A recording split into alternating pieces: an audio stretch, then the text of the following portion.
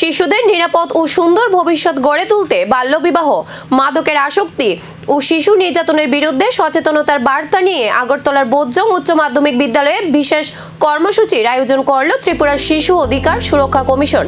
এই অনুষ্ঠানে উপস্থিত ছিলেন কমিশনের চেয়ারপারসন জয়ন্তী দেববর্মা, বিদ্যালয়ের প্রধান শিক্ষক মলয় ভৌমিক, সদস্য সচিব মাধব পাল, সদস্য চামেলি সাহা, মনিকা দেববর্মা, জুমা বিশ্বাস সহ অন্যান্য অতিথিরা। এদিন শিক্ষার্থীদের সঙ্গে সরাসরি মত বিনিময়ের মাধ্যমে বাল্যবিবাহের কুফল, মাদকের ভয়াবহ প্রভাব এবং শিশু নির্যাতন প্রতিরোধে সচেতন ও দায়িত্বশীল হওয়ার বার্তা তুলে ধরা হয়। পাশাপাশি কোনো ধরনের নির্যাতনের শিকার হলে কোথায় এবং কিভাবে অভিযোগ জানাতে হবে সে বিষয়েও বিস্তারিতভাবে অবহিত করা হয় পড়ুয়াদের।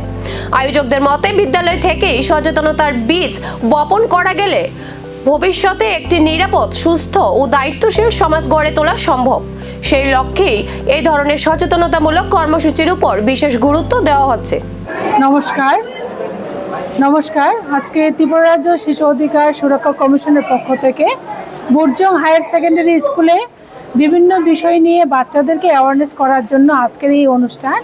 আজকের এই অ্যাওয়ারনেস প্রোগ্রামে বিশেষত বাচ্চাদের অধিকার, তাদের বিভিন্ন শোষণের হাত থেকে রক্ষা পাওয়ার অধিকার এবং বাল্যবিবাহ, শিশু শ্রমিক আরও অন্যান্য বিষয় নিয়ে আজকে তাদেরকে সচেতনমূলক আজকের এই অনুষ্ঠান। এবং এই অনুষ্ঠান উপলক্ষে আজকে আমার সঙ্গে আছেন মেম্বার সেক্রেটারি মাধব পাল, মেম্বার মনিকা দেববর্মা, জুমা বিশ্বাস এবং চামেলি সাহা, এবং আছেন এই স্কুলের প্রধান শিক্ষক মলয় স্যার এবং অন্যান্য শিক্ষক শিক্ষিকা। সচেতনতার এই বার্তা কতটা পৌঁছায় শিশু কিশোরদের কাছে, আর সমাজ থেকে বাল্যবিবাহ, মাদক ও শিশু নির্যাতনের মতো অপরাধ রুখতে কতটা কার্যকর হয় এই উদ্যোগ, সেদিকেই এখন নজর সকলের।